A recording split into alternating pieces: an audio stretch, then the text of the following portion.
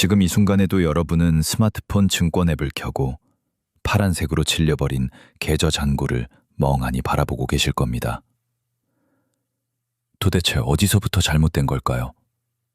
분명 2025년만 버티면 된다고 2026년 새해에는 금리 인하라는 따뜻한 봄바람이 불 거라고 믿었는데 말이죠. 하지만 그 믿음은 단 하나의 숫자 앞에서 처참하게 도살당했습니다. 월가는 지금 여러분에게 실수라고 말하지 않습니다. 이건 명백한 배신이자 치밀하게 설계된 덫이기 때문입니다. 지금 시장은 마치 밀폐된 방 안에서 산소 마스크 하나를 두고 수백 명이 싸우는 아수라장과 같습니다.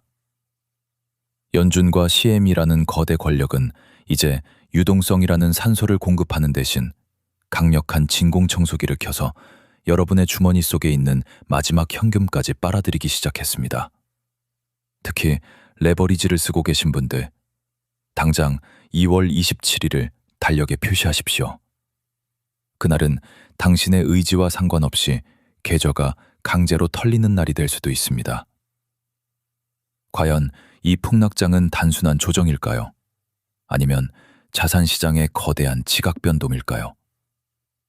오늘 영상은 단순한 공포 조장이 아닙니다. 살아남기 위한 생존 매뉴얼입니다. 끝까지 보신다면 남들이 비명을 지를 때 조용히 기회를 줍는 진짜 승자의 시각을 갖게 되실 겁니다. 지금 바로 구독과 좋아요를 누르고 이 냉혹한 수술대에 함께 올라가 보시죠. 사건의 발단은 2026년 1월 비농업 고용지표 발표 현장이었습니다. 시장의 모든 전문가들이 입을 모아 7만 명을 예상했습니다. 경기가 적당히 식어가고 있으니 연준이 금리를 내려줄 거라는 장밋빛 기대가 가득했었죠. 그런데 뚜껑을 열어보니 어땠습니까? 7만 명이 아니라 무려 2배에 가까운 13만 명이 튀어나왔습니다. 이건 서프라이즈가 아닙니다.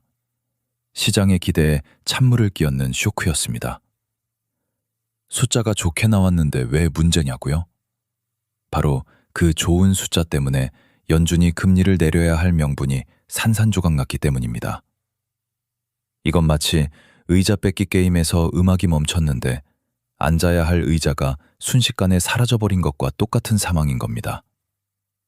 보건, 의료, 건설 분야에서 쏟아져 나온 이 13만 명이라는 숫자는 역설적이게도 투자자들에게는 사형 선고나 다름없었습니다. 도대체 이 숫자는 어디서 갑자기 튀어나온 걸까요? 여러분, 혹시 통계 마사지라는 말 들어보셨습니까? 작년 한 해 동안 우리가 보고 믿었던 그 견고한 고용 숫자들, 사실은 전부 신기루였습니다.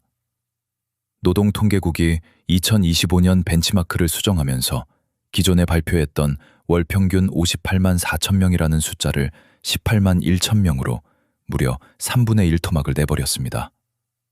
쉽게 말해 우리는 작년 내내 사실상 경기 침체, 리세션의 터널을 지나고 있었는데 정부가 보여준 잘못된 지도만 믿고 경기가 좋구나라며 착각하고 있었던 겁니다. 그런데 진짜 공포는 여기서 시작됩니다. 2025년은 가짜였지만 이번 2026년 1월의 13만 명 폭등은 진짜라는 사실입니다. 침체인 줄 알았던 경기가 갑자기 좀비처럼 되살아나 물가를 다시 자극하기 시작했다는 뜻이죠. 이제 연준은 금리를 내릴 명분이 완전히 사라졌습니다. 우리가 속고 있는 사이 시장의 판도가 완전히 뒤집힌 겁니다. 여기에 결정타를 날린 인물이 등장합니다. 바로 트럼프가 지명한 차기 연준 의장 케빈 워시입니다. 이 사람의 등장만으로 시장은 발작을 일으켰습니다. 월가는 그를 저승사자로 보고 있거든요. 그가 지명되자마자 3월 금리 인하 확률은 21.6%에서 단숨에 5.9%로 수직 낙하했습니다. 사실상 0이 된 겁니다. 국채금리는 4.19%를 뚫고 치솟았고 달러 인덱스는 다시 고개를 쳐들었습니다. 이건 단순히 금리 인하가 미뤄지는 수준이 아닙니다. 워시 쇼크는 이제 금리 인하는 없다, 고금리를 견뎌라라는 새로운 룰을 선포한 것과 다름없습니다. 시장이 기대했던 달콤한 유동성 파티장은 강제 폐쇄되었고 이제 남은 건 차가운 청구서뿐인 겁니다. 그런데 엎친 데 덮친 격으로 여러분의 계좌를 노리는 또 다른 포식자가 룰을 바꿨습니다. 여러분, 카지노에서 잭팟이 터지려는 순간 딜러가 갑자기 게임 룰북을 찢어버리고 새로운 규칙을 들이민다면 어떨까요? 지난 1월 13일 세계 최대 파생 상품 거래소인 CME 그룹이 정확히 그런 짓을 저질렀습니다. 그들은 증거금 산정 방식을 기존의 고정금액에서 백분율 방식으로 슬그머니 바꿔버렸습니다. 이게 무슨 뜻이냐고요? 예전에는 금값이 오르든 내리든 입장료는 똑같았지만 이제는 가격이 오르면 입장료도 같이 내야 한다는 겁니다. 수익이 나서 기뻐해야 할 순간에 오히려 거래소가 돈 더 가져와라며 여러분의 멱살을 잡는 격이죠. 이걸 시장에서는 변동성 세금이라고 부릅니다. 돈을 벌고 있는데 현금이 부족해 파산하는 기괴한 상황. 그게 지금 벌어지고 있는 일입니다. 이 새로운 룰의 첫 번째 희생양, 바로 은 투자자들입니다.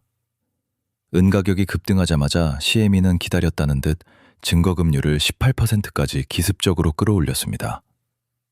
1억 원어치 은 선물을 들고 있던 당신에게 어느 날 아침 갑자기 1,800만 원을 당장 입금하라는 마진콜 문자가 날아든 겁니다. 현금이 없는 투자자는 어떻게 될까요? 아무리 앞으로 가격이 더 오를 거라 확신해도 소용없습니다. 시스템이 당신의 계좌를 강제로 찢어서 시장에 헐값으로 던져버리기 때문입니다. 상승장에서 내 물건이 강제로 팔려나가는 비극. 이게 바로 레버리지의 배신입니다. 그런데 진짜 공포는 아직 시작도 안 했습니다. 다가오는 2월 말, 이 학살극의 정점이 기다리고 있습니다. 이제 달력을 꺼내 붉은 펜으로 두 날짜에 동그라미를 치십시오. 2월 24일 옵션 만기일, 그리고 27일 실물 인도 통지일입니다.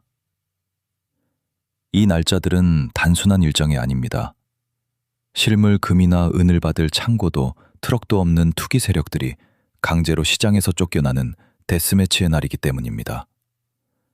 기관들은 이 약점을 너무나 잘 알고 있습니다. 그들은 여러분이 27일 전에 어쩔 수 없이 물건을 던져야 한다는 걸 알기에 그 직전까지 가격을 무자비하게 흔들어댈 겁니다. 이 날짜가 다가올수록 여러분의 계좌는 기관들의 가장 쉬운 먹잇감이 되는 겁니다. 그렇다면 우리는 당장 시장을 떠나야 할까요? 아닙니다. 전략을 수정해야 합니다. 지금 당장 여러분의 등 뒤에 매달린 무거운 배낭, 바로 레버리지를 벗어던지십시오. 빚을 내서 투자하는 선물보다는 현금으로 버틸 수 있는 실물이나 ETF 혹은 증거금 부담이 적은 마이크로 선물로 갈아타야 합니다. JP모건이 금값을 장기적으로 6,300불까지 본다는 전망을 내놨지만 그 고지에 도달하기 전에 레버리지라는 무거운 짐을 진 사람들은 모두 탈진해서 낙오할 수밖에 없습니다. 기억하십시오. 시장을 떠나는 게 아니라 빚을 버리고 진짜를 쥐고 버티는 자만이 이 산을 정복할 수 있습니다. 주식시장도 마찬가지입니다. 이제 무조건 오르는 빅테크의 시대는 저물고 있습니다.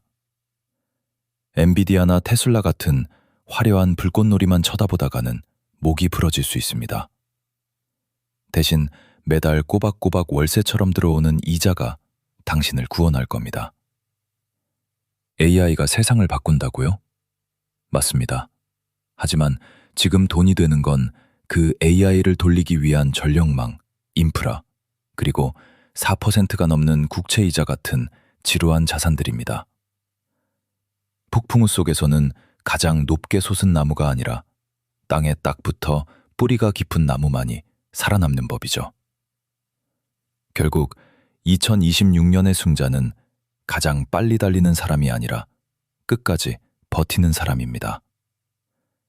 연준과 CME가 돌리는 거대한 진공청소기 앞에서 여러분의 유일한 산소 마스크는 현금과 실물 자산, 그리고 무엇보다 빚이 없는 상태입니다.